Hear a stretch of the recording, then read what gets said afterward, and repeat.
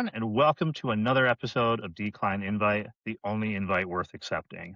I'm your host, the extroverted IT leader, Ryan Drumheller, and today's conversation is one I think a lot of founders, operators, and business owners need to hear because everyone talks about starting a business, but not enough people talk about building one that can actually survive, scale, or eventually sell without regret.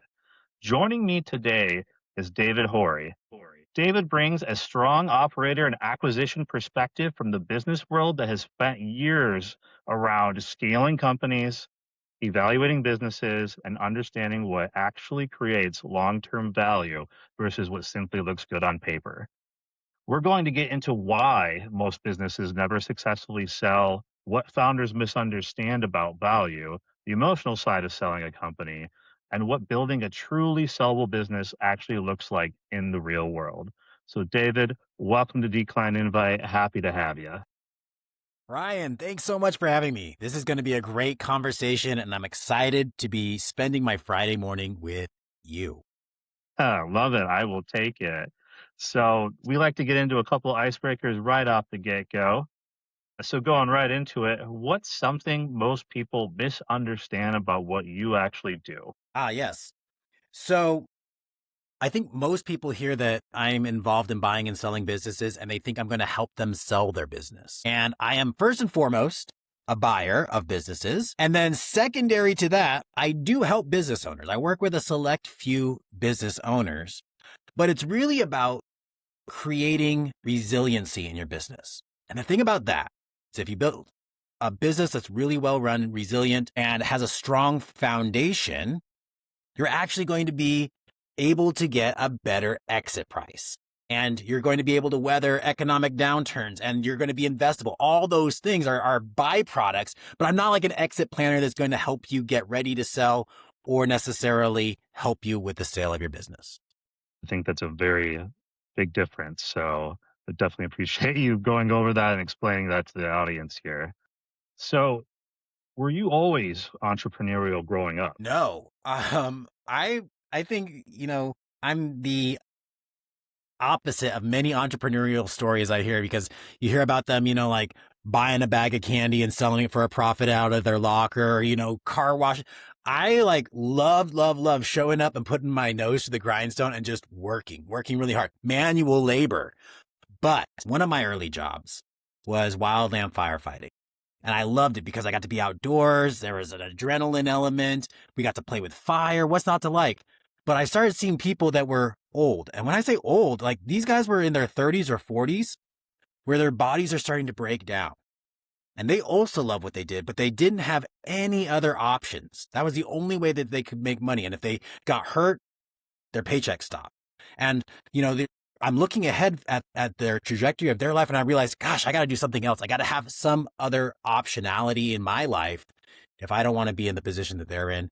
And that was kind of the impetus for moving me into other areas and other opportunities. And eventually I found out, after working at big corporations, really well-established enterprises, that I really have something that's really important is agility and innovation. And that led me into the world of primarily VC-funded tech startups. And I'm going to go right into it because the next question I think just follows up on exactly what you explained, which is what originally pulled you towards business and acquisitions? Yep. So God blessed me tremendously in that he partnered me with founders early on that were world-class, elite founders. And we got to build their startups from the ground level. And ultimately, all three founders that I worked with have since exited via acquisition. And so there was this M&A element there. And the last company that I was a part of ended up being bought by Toyota. And I got to help transition from being a US-based company to a Japan-based company and help set up systems and processes that we had built internally at the company for the acquiring entity. It was a really cool opportunity. But before jumping into my fourth startup, I started thinking about it and thought, gosh, I'm seeing that the investors and the founder had a different outcome than even like the core team members, right, at the company. So how do I get to that? Because if I'm going to build something, I want to enjoy the maximum benefit related to it. And knowing now how hard and risky and difficult it is to start a business from scratch, I was like, I think I'm just going to shortcut and go straight to buying a business that already exists, already has customers, and then do what I do best, which is scale it efficiently and with stability. And so that's what initially led me into the world of buying businesses. I imagine that, doing an that eventually leads from America back to Japan had to be a fascinating experience. I haven't actually worked with any of the Japanese side yet, and I hear a bunch of stories on like particulars and things that they have to have or what it needs to look like, and I can't just imagine like some of the things you must have had to do for that. It's so interesting, because they have so much, I think, cultural integration with their business practices. And we were learning about different, especially like Japanese concepts and like the origin stories on a lot of their practices. It's wildly fascinating and worth a deep dive if you're ever curious.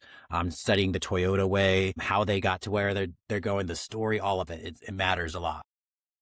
No, absolutely. We'll save that particular one for another time, but I'm interested. So, what would be one business lesson that you learned the hard way early on? One lesson the hard way, because I have some really hard won lessons. I think one of them, and I'll kind of draw from two storylines. I've worked with two different founders. One, I've worked with multiple founders, but I'm thinking of two in particular. One that was really good at transitioning responsibility to the team naturally, and one who held on to it as long as they possibly could. In fact, I was unsuccessful in prying their hand open to release, responsibilities to the team that we were hiring and building around them. We actually had to scale the business to a point so quickly and so massively that they literally couldn't hold on to it anymore. And so the lesson there for me, because I kind of had that tendency of like hanging on to things too long, was like, it's going to happen either way if you're successful. So why not be proactive and why not doing it sooner? And I actually thought I was doing it, but it wasn't until I ended up in the hospital and was completely unable to micromanage my team, right? And, or like make sure that they were feeling supported or whatever I wanted to call it. They were just finally able to run without inhibition. And I saw how much I'd been holding them back. And even though I thought that I was helping them or whatever it was, I realized that there was an element of that holding on too much, too long in me as well. I think that's a great lesson. Yeah, I think we all kind of go through that to some degree early on. You think you're doing, like you said, the right things, and then it takes something to kind of wake you up if you're going to change and be successful and move forward. And I mean, I'm glad that that happened early then, if that's the case, right? So here we are down the line, and I'm sure you're managing and going about things a little different these days. So, one thing that I find interesting is how differently operators and investors see the exact same business. So, walk me through your journey from operating businesses into acquisitions. So yes, I think the biggest learning for me going from, kind of the operator scaling businesses to looking to buy a business, I was really focused on the team and the people. And I thought, if I have the right team and people, I can, build, reshape just about anything. And that's not untrue, but I care a lot more now, 2 years down the road, about some real fundamental things structurally around a business than I did, before I had all these reps looking at businesses and going down the due diligence path. And so things, like owner dependency, right? You could have a great team, but if everything relies on the owner, that's, a massive problem. Something else that I didn't appreciate that much was concentration. I think everybody or a lot of people are kind of aware like, oh, it's generally not best practice to have, all of your revenue coming from one or two or three customers. But there's other concentration risks that can go to, become my key right-hand person, right? Everything rides on their shoulders. And if they left, it would take us years to find somebody to replicate what they're doing. Vendors, suppliers, those kinds of concentrations. Like there's a lot of different concentration risks that I'm more aware of and have a greater appreciation for. And then one of the dark horse kind of Trojan, I guess, contrarian takes that I have is actually not all revenue is good. And coming from a startup where you're pre-revenue or revenue starved, like you're like, we just got to get money in, you know, now that I'm looking at businesses that have maybe tremendous revenue streams that make them actually fragile, or they're overextended, or there's pockets of revenue that don't even pay for themselves and you're losing money on those kinds of things. Like not all revenue is good are some of the rapid fire learnings I've had in the last few years. Yeah, just ending on your last point, I think that's fascinating that you can almost have like tricked revenue where it's like there's revenue, but really it's not actually revenue. You're actually sitting at a loss. You just don't know it yet. I think that's very interesting, and figuring out ways to how to actually spot that and know that would be another fascinating skill, I imagine. And then going back to, some of your earlier points there, yeah, it sounds like a lot of diversification, really. It makes sense to me. We used to use the quote all the time, if I got ran over by a bus or won the lotto tomorrow and I disappeared, and this place should still operate. And if it can't, that's a problem. And yeah, I've absolutely seen that in my journeys as well. And it's really great that that's a plan going into those situations to figure out what's happening and then diversify the info, whatever it needs to happen to make sure that our risk is spread around instead of just all in one area that can cripple us. So, what separates operators who scale successfully from those who stall out? There's a few things. One of the things, though, that I'll zero in on, because I think operators can reach a ceiling, an artificial ceiling that's self-imposed. And that's because they take a business to the zenith of what they can actually execute on, and then they think that they can optimize their way to the next level. They can make improvements and, like tweak margins and, systematize things a little bit more, automate a few more things. But there truly is a different playbook to break through certain revenue thresholds and layers of complexity. The operator who's able to like think that and come up with that themselves is pretty rare. And you're going to have to be investing in yourself with coaching or mentoring or some kind of professional development in order to ensure that you're going to be able to break through that. Or you need to be hiring to offset that experience. If you've never taken a company from $3 million, $5 or $10 million, maybe hiring somebody that has is going to be a great way to do it. You can bring in a partner, you can bring in a mentor, your coach, like there's so many different things, but thinking that you can optimize your way there is actually a trap that I see many operators fall into. So much sense. I've had so many conversations about recognize where you've been and recognize also where your shortcomings might be. And that's okay. It doesn't mean there's anything wrong. You just haven't been there before. So, to your point, yeah, the investment might be worth the return and more, and bringing somebody in to one, learn from, two, do it properly, and three, maximize everything. It probably pays for itself in a lot of regards versus, like what you were describing is learning on the job and stumbling and making mistakes where you didn't have to do that. Yeah. I think a lot of people too tend to get really territorial, right? You start something, it's great, you grow it to $3 million. That's valuable. And then you somebody, you're thinking about bringing in a partner or hiring somebody, and you're like, well, gosh, I don't want to give away my company. Uh, it's too valuable. I built this. They didn't build this.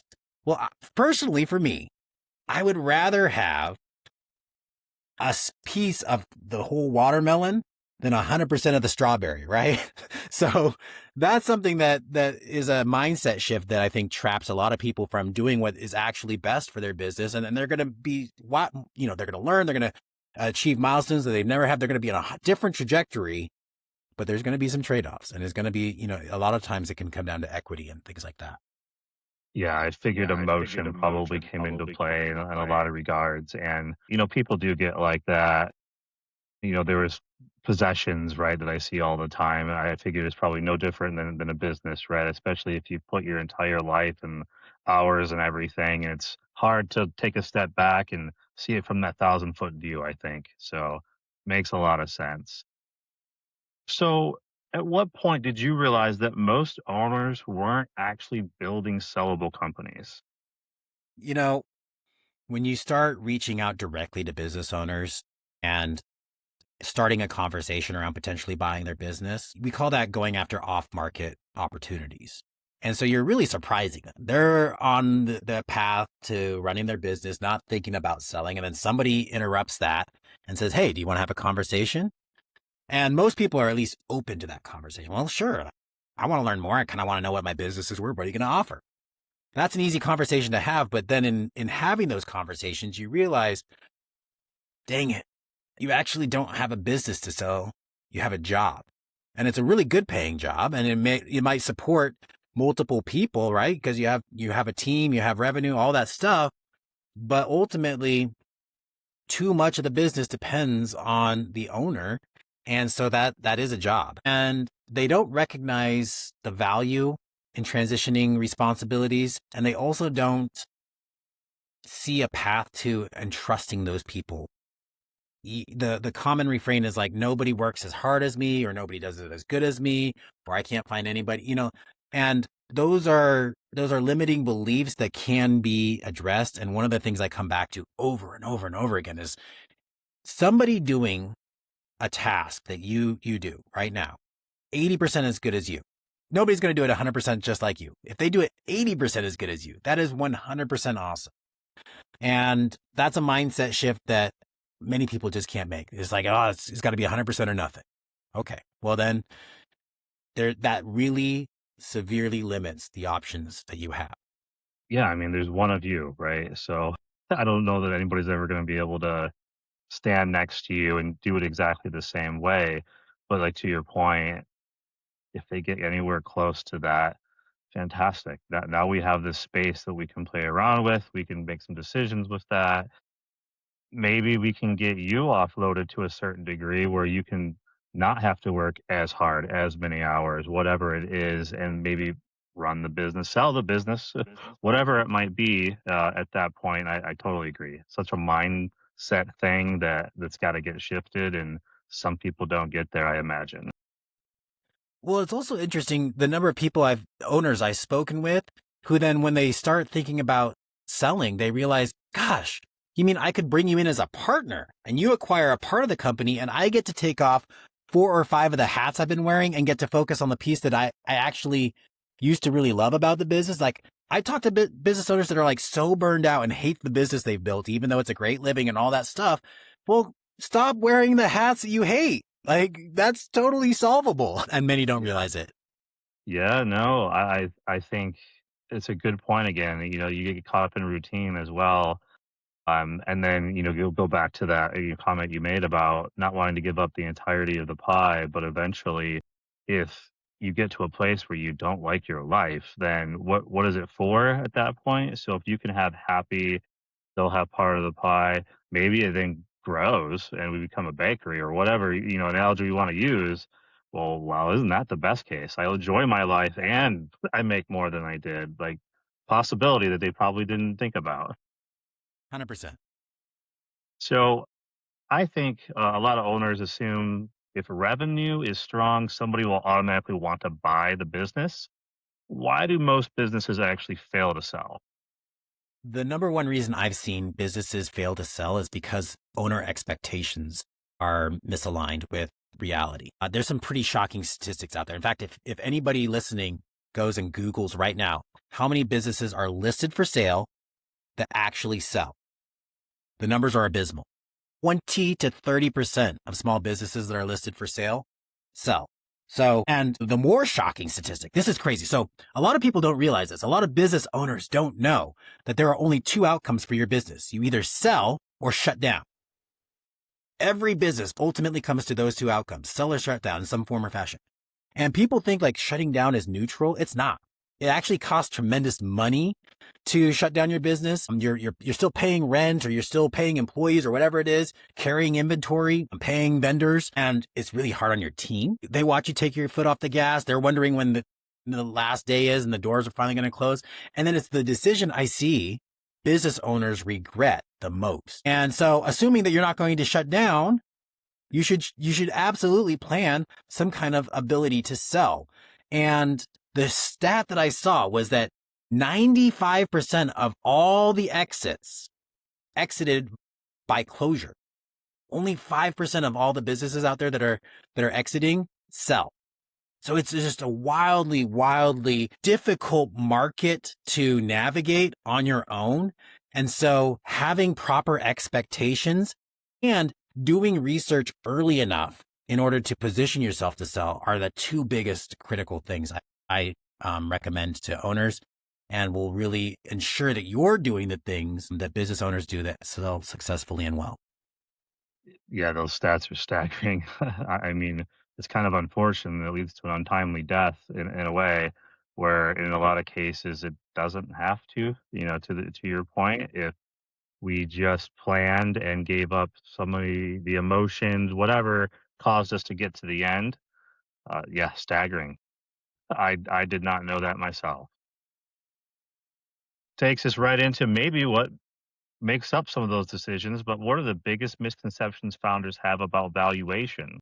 So I think they equate the value that they get from their business with the value that a potential buyer is going to use to calculate what their business is worth. And you have to remember, again, if you're working 60 hours a week in your business and I'm looking to buy your business, it's possible for me to step in and take over the business, but I'm probably going to have to hire 2 or 3 people to replace the work that you've gotten really good at doing. And so the economics are just different. And beyond just being able to buy the business, I have to be able to run the business afterwards. And I think so many business owners think like, oh, I'm going to take all the cash out of the business with me when I leave. And they can kind of just start from this like neutral net zero place. Well, nobody buys a car. And as soon as you decide to sign on the slip, they don't go and take the gas out of the car, right? You still got to be able to drive it off the lot. They don't take the tires off and be like, well, you bought the car, not the tires, right? So those are some things that I think are misconceptions. And does it happen? Yes, but you're going to have to target a specific buyer in those cases. And again, if you want to be one of the 5% that actually sells, instead of just closes, start being collaborative. Stop seeing a potential buyer as an opponent to negotiate against. Start thinking about like, what would have to be true for this to work and to, maximize what I'm able to get for the years, decades that I've been building this business. The car analogy, 100%. I mean, it makes perfect sense that they would think that way to a certain degree, like, hey, I'm selling it. All the money was mine from the business, and it's just your name that owns the business, but the business is still the business, just like everything that's in the car. They're not going to take all the fluids out, and here you go. Good luck. Yes, it's so fascinating. So, what immediately raises red flags during a deal? Red flags come in many different shapes and sizes, and it depends on the industry you're in, the size, all those things. You mentioned, early on, you talked about getting hit by the bus or lottery. I always think in terms of alien abduction. I think that's a little better visualization than the bus. But yes, that's a red flag. Like talking to an owner that's never been able to take, 3 weeks off a vacation, even shadowing owners and just seeing how many times their phone goes off in a 2-hour window is certainly one of those things. Beyond that, I think we talked about, some of the concentration risks and then also the degree that the process is repeatable consistently by an average person.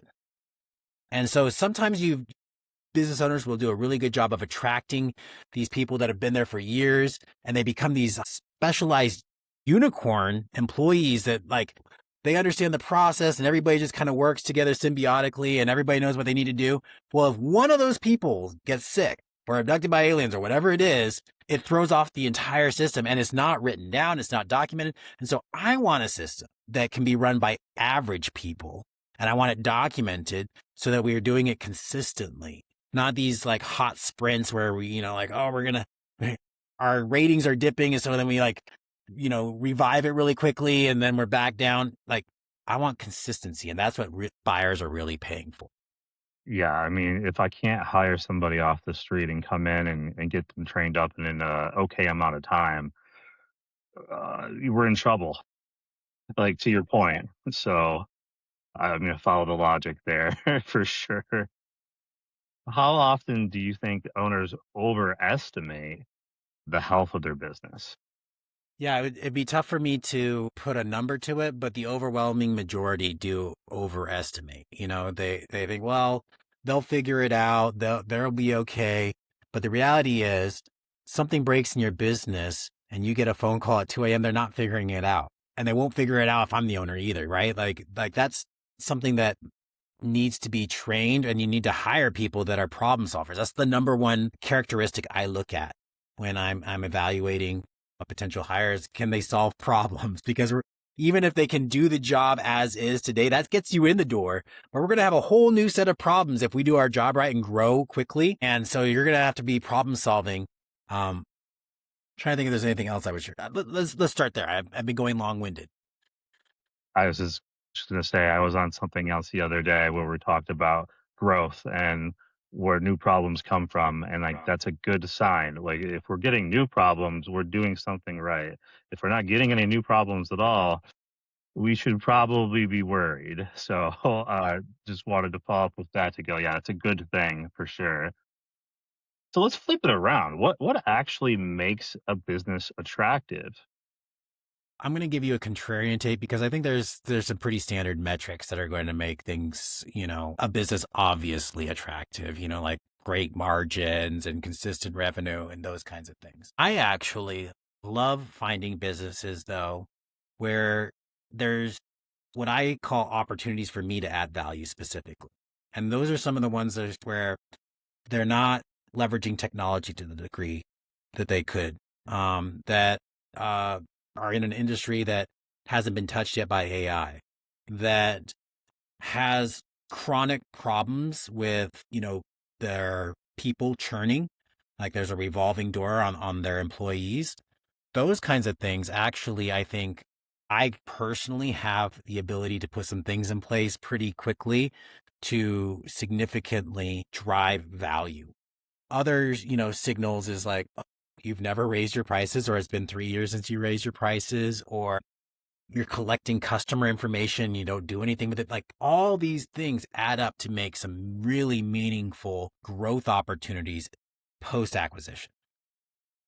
Yeah, all of those things are just like, yeah, that common sense I mean, it seems like it at the time, for whatever reason, they're not doing it, but it makes sense that you would look for those items and spot those because those are the quick wins, really, especially if you have the expertise to come in and put the system in place and probably take it to heights that they didn't even realize they could go before that. It makes a Yeah. lot of sense. It's interesting. You talk to owners and they almost like sometimes like take one example, like raising their prices. They almost wear it as a badge of pride, right? Like, we haven't raised our prices in 3 years. In fact, with everything going on with like the tariffs, we didn't raise our prices at all. We just ate it. What? Why? Did anybody write you and thank you? Did anybody notice? No, like, raise the prices. Your prices go up. You raise the prices. Their price should go up. Everybody understands. That's the moment where they're most understanding about it. So, anyways. Yeah, especially in a case like that where it's like everybody can already read it. It's not you doing it. You're being forced to have to do this. So I Can you I imagine a totally gas agree. station doing that? Like, they're like, we didn't raise our gas prices and we're the only one in town. Like, thanks, I guess. Like, I wasn't really expecting that. Am I going to drive all the way across town to go to you? Probably not. I'm going to still have to go where I am. Yeah, it's an interesting. I mean, I think you're right. Like, it's like the badge of honor. They somehow got it ingrained that that would make the employer, excuse me, make the customers come through the doors where they're worried that maybe raising it is going to cost them customers. And it's every business from the end of time has had to raise their prices at some point if they're still going because inflation happens. Like, prices go up. I'm with you. Yeah, I'm curious on the psychological point of that, but that's a different conversation altogether. So, what do you think systems or structures matter most? when you're checking out these opportunities? I mean, you mentioned some of the things that you look for that you want to put in place, but what are the things that actually matter to keep a business sustainable and be able to grow? They all matter. And one of the things that I'm looking to do is understand where the current bottleneck is in a given business, but then also where does the bottleneck move to once we solve that bottleneck? Because you never remove all bottlenecks. It just shifts somewhere else in the business. And it's called the theory of constraints, right? So it might be that when I look at a business, they're really struggling with delivery, consistent delivery of the product or service to the customer. And so immediately that's where I'm like, okay, that's where we need to focus on. But you get really good at delivery. Suddenly now customers are happy. You're getting referrals, like all that thing. And now you're like, gosh, we need to be able to bring in all of these referrals and organize the customer information so the bottleneck shifts. And so there's not any one system, but again, it's about creating repeatability throughout every vertical, whether it's marketing, sales, delivery, all those things. I think that makes sense. Absolutely, you want predictable, repeatable. I think it is a fantastic outcome if you can get to that. Um, I guess that's makes a lot of sense from what you're saying there. There's one thing that kind of spans all of those that is worth looking at, especially if you're in growth mode. Again, if you're just kind of just like, I'm here to make money, but I'm happy, staying at the level I'm at. Like I'm not trying to take over the world. That's totally okay. But getting really consistent at hiring, regardless of what role or position, having that process dialed in is going to give you some pretty significant leverage, because inevitably people move on, retire, whatever that is. And so being able to ensure that whatever you have running isn't disrupted by those events is pretty powerful. Yeah, no, I mean, it kind of goes back to the theme that we've been using.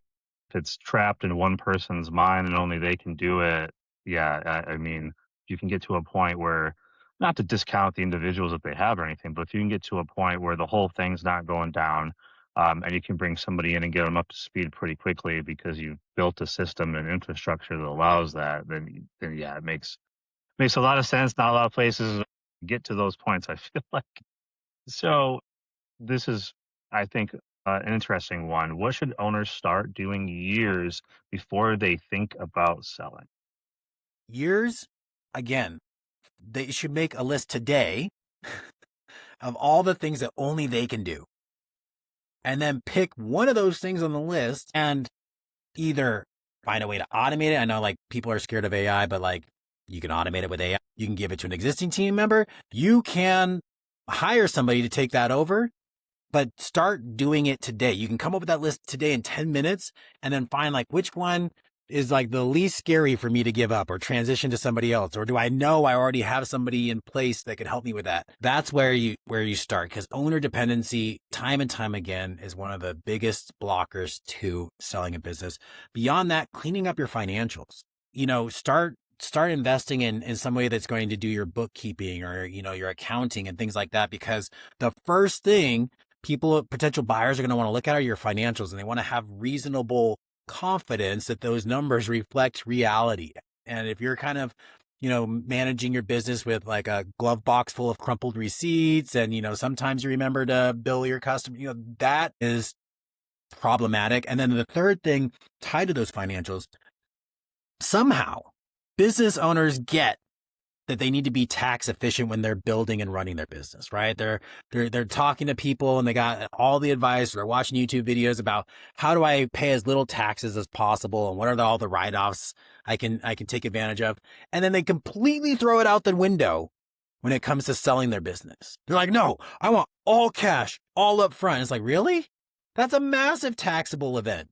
So there are things that you can do and ways you can structure it that you should definitely be looking into, and definitely involve a CPA or whoever that is, a financial advisor, in your sale process, and have that relationship established, because it's not what you make, it's what you keep. as somebody who's recently gone through all of their personal finances with a professional and looked at options, I was so curious about all the options, and learned as good as I got there, I could have done a lot of things because I myself am not that profession. So I agree with you of why in the world wouldn't you consult somebody that might actually be able to make you more, right? Like, what isn't the goal that you want the most return on your value in the end? Fascinating conversations, I'm sure, when it gets to that point. But yeah, no, I completely agree. There's so many things that you can do, and we all want the best tax return that we can get, right? Like, that's why these things exist. You're doing it ethically and legally, and hopefully, and these are the advantages of having a business, right? So, very interesting, the mindset. Again, we were back to that whole psychological thing of what are we doing when we get to these points. Well, Uh, and when you zoom out just a little bit on that topic, of like, you know, trying to make your revenue look as small as possible or your profit as small as possible so you don't pay as many taxes is a great thing until you you decide to sell. And then the value that you're going to be offered is going to be based on the profit and revenue. And so that becomes a self-defeating strategy. So you said years in advance. That's one of the things where it's like, okay, now we want to show just how much money this business is making truly. Because if you hide it and mask it with, all these expenses and write-offs, you're not going to be able to really showcase the value of your business. Yeah, I mean, that's a great point. You're gonna have to pay for something along the way, right? Might as well be truthful along the way and get the most return on value if that's the route you wanna go. I mean, that makes sense to me. Maybe there's not, maybe there's a different strategy, so to speak, but that makes more sense to me, and then you're gonna get offered something much larger because that's the real stream at the end of the day. So with that, let's go ahead and hear from our sponsor. Hello, everyone. Ryan here from Stellarhorn. Let me take a quick second to talk to you about something I see all the time. Most businesses don't actually have a technology problem. They have a leadership problem. They've got systems, tools, even teams in place, but no clear direction, no strategy, and no one connecting technology to the business. That's exactly why I built Stellarhorn Group. I help organizations through fractional CIO leadership, advisory, and project based work, bringing executive level technology leadership without the full time CIO cost. Whether it's strategy, cybersecurity, AI governance, or leading critical initiatives, it's about helping you make better decisions, reduce risk, and actually move forward with confidence. If that sounds like something your organization is dealing with, please reach out. Let's have a conversation. Stellarhorn Group, rare leadership, real results. Technology leadership without the full-time CIO cost. So now that we're back, one thing I see often is founders becoming prisoners of the business that they built. Why do so many entrepreneurs burn out? This is sneaky because you'll see business owners burning out who have done the work. They heard the advice of, you can't do everything, so go hire a team. They hire a team. But what happens by default is that you hire people to take on, like sales, and now I need a marketing person. Now I need a, customer support person.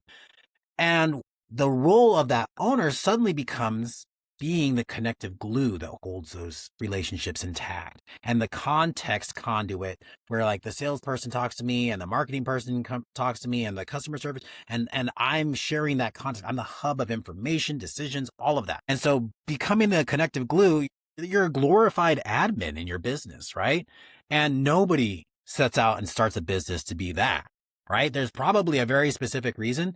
And so there's actually a logical progression that you can follow in your hiring that goes against the traditional, I think, accepted wisdom where you're just like, okay, well, I need more sales, so I'll hire a salesperson. There's a ladder that you climb that ensures you're going to be able to focus on the things that you add value to and benefits most from your expertise and brings you energy and makes money for the company. That I think is really helpful. But that's a trap. It's just like hiring for the sake of hiring or hiring to grow. Kind of generally leads to that outcome where you're the glue. That makes a lot of sense, honestly. So how do you think that burnout impacts decision making? Gosh, this is, my number one advice when I talk to business owners who are thinking about potentially selling is start learning about it, start thinking about it, start planning long before you ever want to sell. And one of the things that severely reduces the options that you have and the positive outcomes that can be achieved is waiting until you're burned out. And, again, burnout happens because you're wearing way too many hats. Or, you're so worried about keeping all the business. What's the trade-off? You're carrying all the weight of the business on your shoulders alone, where you could like bring in a partner and start sharing that load and offloading things that you hate.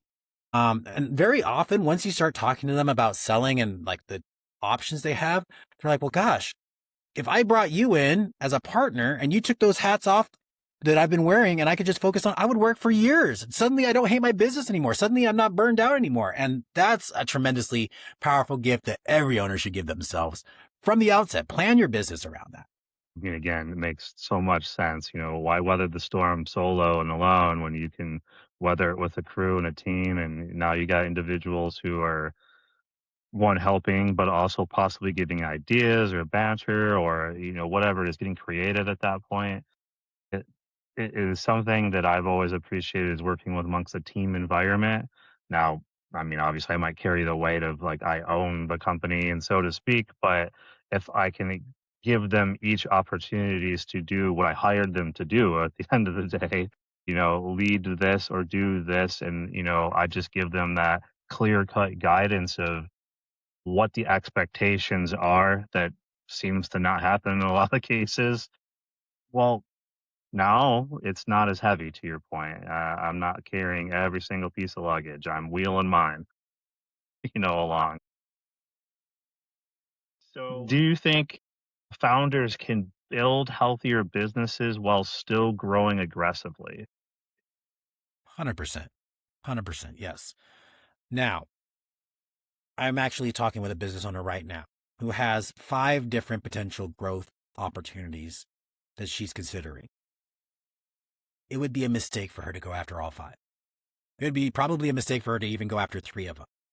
And also, in the wrong one, like sequencing matters. Pursuing the wrong one could cost her not just some of the other opportunities and take them off the table, but 6 months minimum of the resources and so the opportunity cost is critical. So yes, you can grow aggressively, but it's something that needs to be done thoughtfully. And again, we talked about how not all revenue is good. And so if you're chasing more revenue, right, and that's the growth metric that you're focused on, you can end up in some pretty scary places quickly where now you're overextended. You built this huge team to deliver it, and it actually is collapsing in on itself, or you're spread too thin geographically, or whatever that is. But finding out what is the actual growth metric that supports the health of your business and is sustainable, and then doubling down on that. What's working, doubling down on that can lead to some really significant compounding growth over time. And that's the approach I suggest.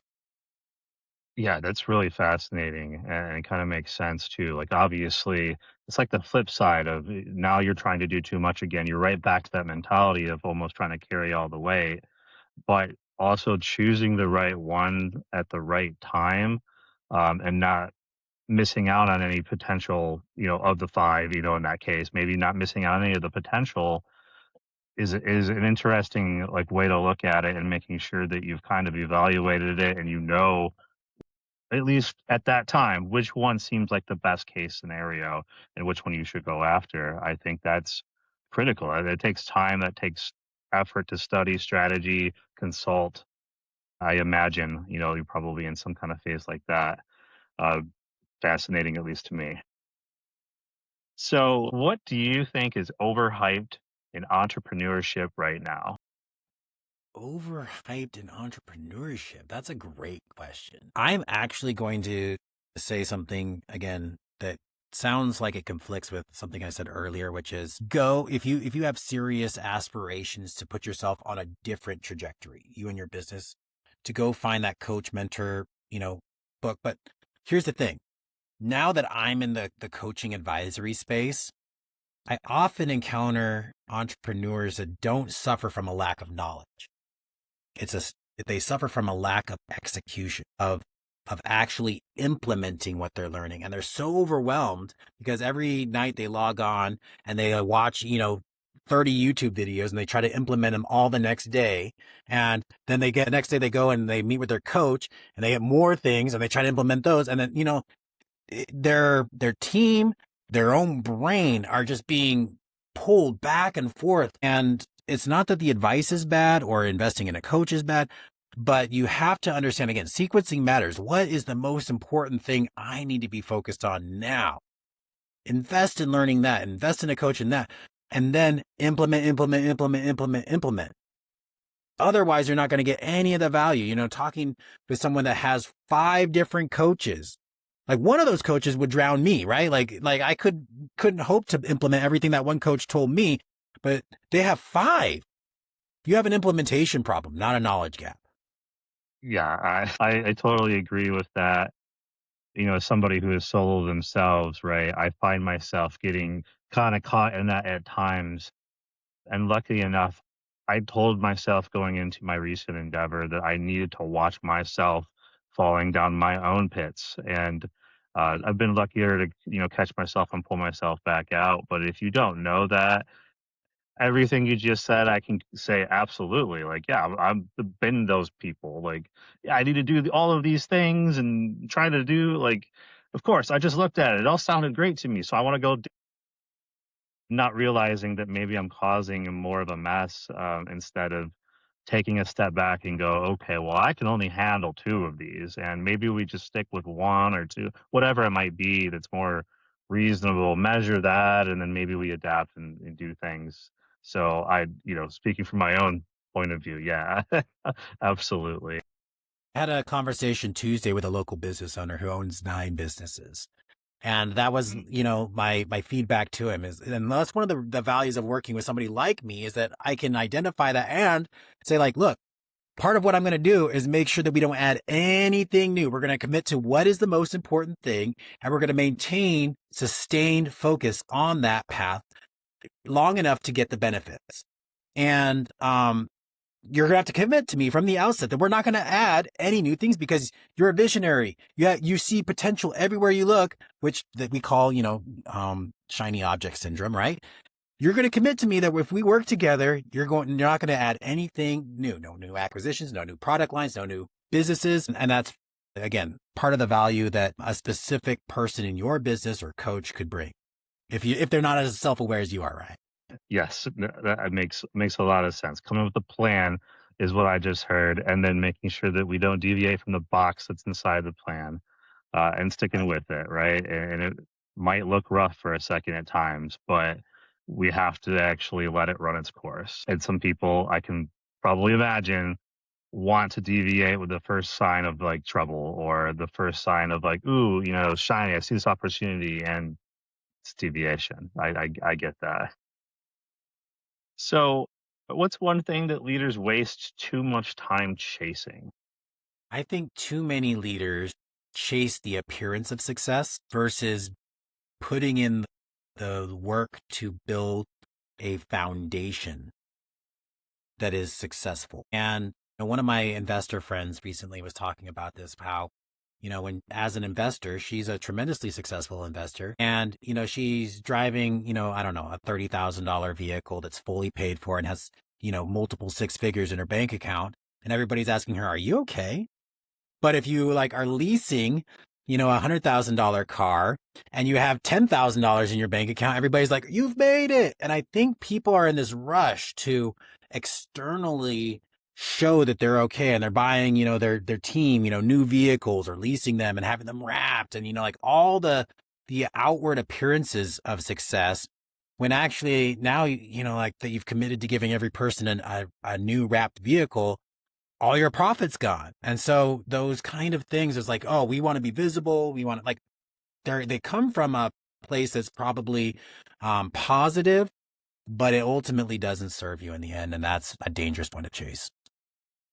I'm actually really, really glad to hear that that was the response to that answer because that's exactly how I've started to build my own endeavor. I spent maybe more time than people thought on the foundation, I wanted to make sure that I was on more solid ground. I felt good about the ground I was on before then I went and added all the, other shiny pieces. As much as I need to get to the shiny and, get to the things that bring in, all the monetary value and whatnot, let's make sure that I'm actually on stable ground before I do that. And I'm in a lucky position that I can take a little extra time than maybe most.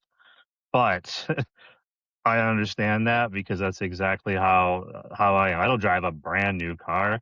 I normally buy a used car, try to pay cash and not have the bill, and try to add up all the monetary that I can in the accounts, and I'm doing okay. Like, I'm not struggling out there, right? So, I mean, if you get to those points and yeah, do whatever you want with your funds and your money and whatnot. But I think the point that you were trying to make is if you're not at that point, you don't need to actually show anything. What you can do is live healthy.